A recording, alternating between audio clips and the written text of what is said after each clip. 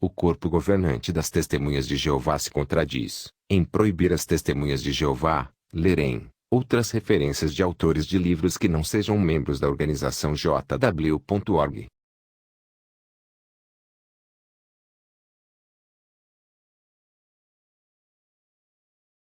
Veja estes exemplos. A referência de Gênesis 15:8, na Bíblia com referências da tradução do Novo Mundo cita um livro de mundanos, e manda as Testemunhas de Jeová verem este livro de mundanos, em apoio à tradução que o corpo governante fez de Gênesis 15:8. Mundanos são todos os que não pertencem à organização das Testemunhas de Jeová. Como podem ver, B. P. Grenfell e A. S. Hint não são testemunhas de Jeová, mas mesmo assim, o corpo governante cita o nome destes mundanos como se eles estivessem dizendo a verdade. O livro deles se chama Tilshrinchus Papyri, e o corpo governante pede para as Testemunhas de Jeová verem este livro. Porém, se alguma testemunha de Jeová adquirir este livro e levá-lo para casa ou levá-lo na reunião das Testemunhas de Jeová para outras Testemunhas de Jeová vê-lo também, e os anciãos descobrirem, esta testemunha de Jeová será fortemente censurada por assim agir, pois os anciãos dirão que esta testemunha de Jeová está lendo o livro de mundanos ou apóstatas e está sendo desencaminhada por apóstatas, ou seja, uma testemunha de Jeová não pode compartilhar com seus irmãos de fé nenhum livro mundano ou um outro livro qualquer que não seja produzido pelo corpo governante. Como veem, é uma contradição, perceberam?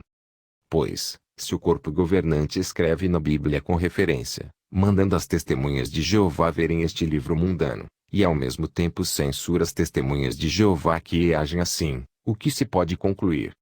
Que é mais uma contradição praticada pelas Testemunhas de Jeová no dia a dia. Outro exemplo, em Mateus 23:16, Jesus cita fatos que não estão registrados na Bíblia, mas sim, em livros dos fariseus, e cita tais fatos como sendo fatos verdadeiros. Por exemplo, jurar pelo ouro do templo. Onde está escrito isso na Bíblia? Isso não está escrito na Bíblia, mas os fariseus ensinavam isso, e Jesus citou este fato. Quer dizer que como este assunto não aparece na Bíblia, Jesus mentiu? Será que Jesus se baseou numa mentira? Outro exemplo, em Atos 17:28, o apóstolo Paulo citou livros mundanos de dois poetas mundanos. Um destes poetas mundanos se chama Arato, e ele escreveu o livro Fenômenos, e outro poeta se chama Cleanto, e ele escreveu o livro Hino a Zeus. Será que Paulo se baseou numa mentira escrita por estes poetas mundanos e pagãos? Ou estes poetas mundanos e pagãos disseram uma verdade que Paulo usou para apoiar o seu testemunho da verdade? O que acontece se um orador público das Testemunhas de Jeová citar um livro mundano para apoiar o seu discurso? Os anciãos poderão desassociá-lo por se basear em livros mundanos. Percebem a contradição que paira na organização das Testemunhas de Jeová? Outro exemplo, em Atos 7:2, Estevão, um cristão, citou o nome Mesopotâmia, mas este nome não existe na Bíblia. Porém, este nome Mesopotâmia existia em livros históricos nos dias de Estevão.